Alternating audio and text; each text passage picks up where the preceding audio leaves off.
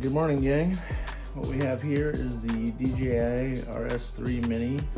It's the Ronin gimbal from DJI. It's ultra light, 795 grams. This is an unboxing. This is my first unboxing, actually.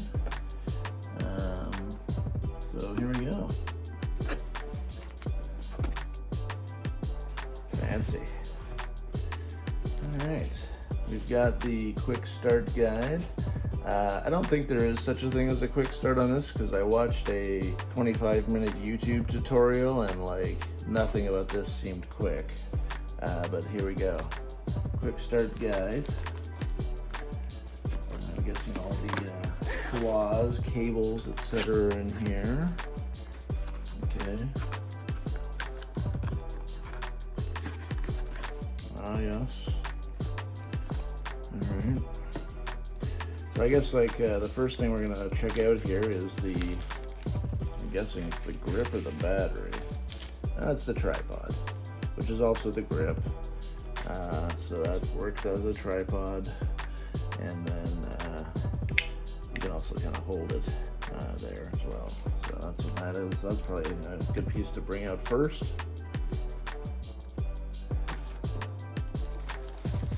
We'll dig in here.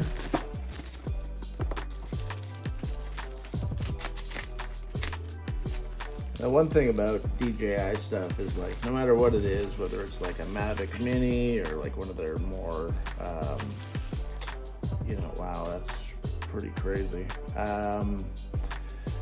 Whether it's a Mavic Mini or one of their pro drones, like everything feels like certainly prosumer at least, like nothing feels chintzy about it. So I kind of like that about the company, and Ronin as well. Like they don't do anything halfway, I feel. So now you can see we've put the tripod on the bottom. It's gonna add a little weight, but it allows you to give you that two-hand if you want that extra steady hand there. So there's a little cover, like your iPhone comes with a little cover on the LED monitor, so that's there. You got your toggle on the front, which apparently has multiple uses. You got your on-off here. Now this is not charged, I don't think, as it just came out of the box, but we'll check into that in a second. But it looks pretty sweet. I'm gonna move the box over a little bit just so we can put this front and center. How's that? Okay. Alright. What else we got in here? I'm guessing this is a battery or something along those lines. Yoink. Oh, it's a little shoe. A little shoe for the plate. Yep, that's the plate. Okay, so that's good.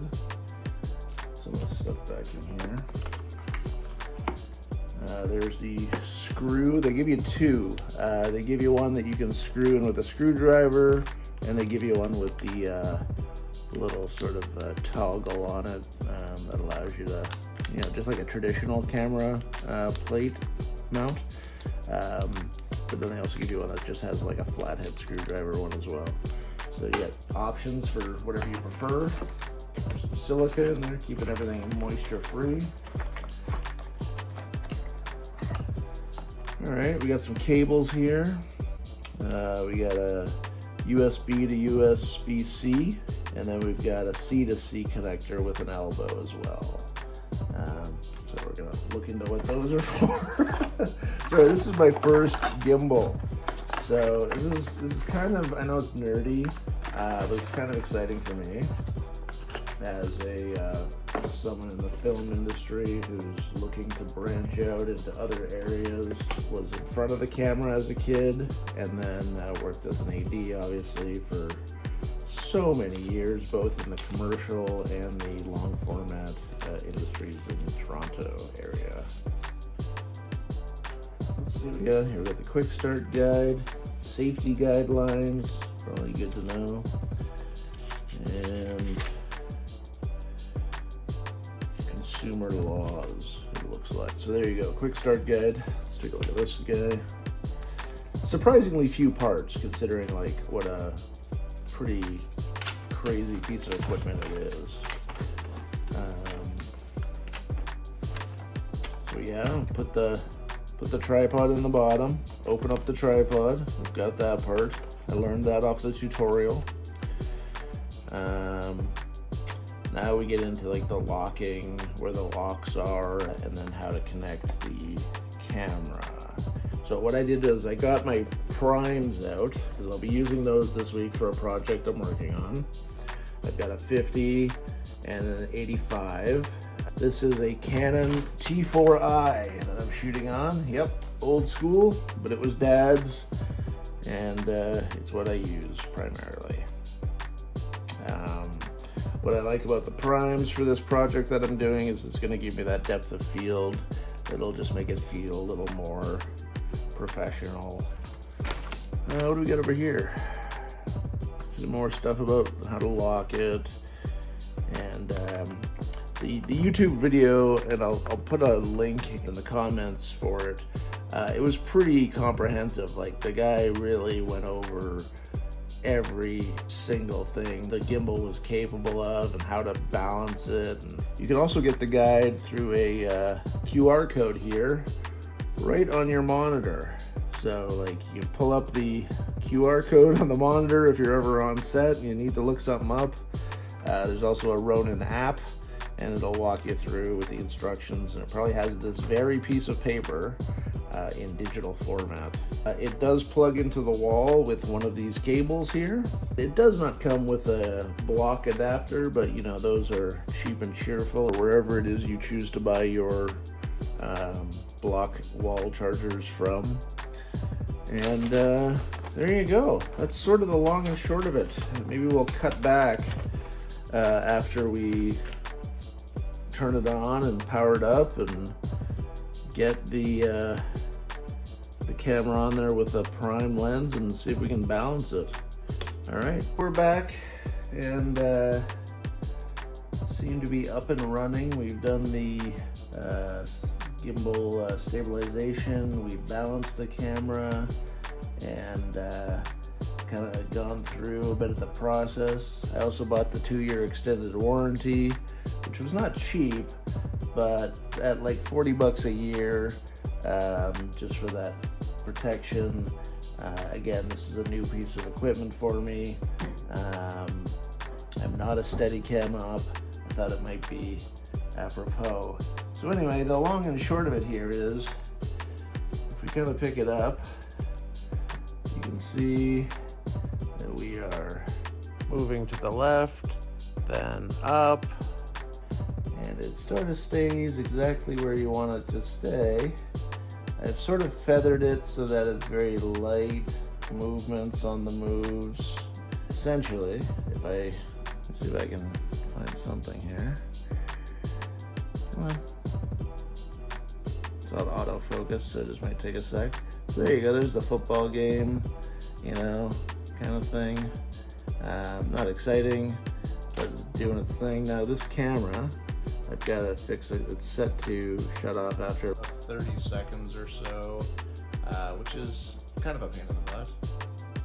So, but we can just turn it back on here for the screen mode, and then you can get crazy with it. There's a tilt down, there's a tilt up, and then we can pan left, and then pan back right. Right. So yeah, anyway, oh, didn't like that. So it lets you know when it doesn't like something, and it will put, when it's unbalanced, it feels something unbalanced, it'll put the motors to sleep so that nothing gets, you know, messed up, which is smart. But you can always go back in and then calibrate it, and it will take about 30 seconds, and it'll just do this little shimmy. I like to call it, like the Shaq shimmy, if you're familiar with that meme, or GIF. Anyway, it just kind of does its little thing. It says, okay, I'm balanced again. And here we got the green check mark saying it's balanced. So yeah, this is going to take some trial and error and getting used to. Unfortunately, this is an older camera, so it does not have Bluetooth to connect wirelessly to the gimbal, which newer cameras will. And of course, newer cameras like mirrorless cameras are going to be lighter than this beast. But again, that's why I've gone with the prime lenses for the project that I have coming up, as opposed to a zoom. And of course, now it shuts off again. But this camera does have some ports, so I can run a cable from the gimbal here, USB-C, to a micro adapter, which is not a particularly easy cable to find, but I found a cheap and cheerful one on Amazon. The problem is you just don't want cables getting caught or tangled up. I mean, it wants to be minimalist, it wants to be fluid and easy to use, right? But if you have a Bluetooth camera, then Godspeed, you're well on your way. Anyway, that was exciting. I'm sort of at my peak for technology for today, as my limit. The bell has gone off. I guess the one important thing to note about when you're balancing this is that it does take a little time, because you're going to balance the plate, you're going to balance the front and back, you're going to balance north-south here, and then you're going to balance back here. Now, the plate and this one do very much the same thing. Just depends how you want to do it. And there's also this back and front to get it balanced as well. So there's several axes, but 3 motors. So once the motors turn on, it kind of runs itself as long as you're in the zone. And again, that will probably take some practice as well. But I really like it. It's flippin' fancy. It's certainly probably the fanciest piece of equipment I have, next to the cameras with the lenses. So anyway, we're going to power it down. And there she goes, back to sleep. And we'll get it nice and charged up, and I'll play with it and hopefully be ready for my project later this week. Thanks for watching.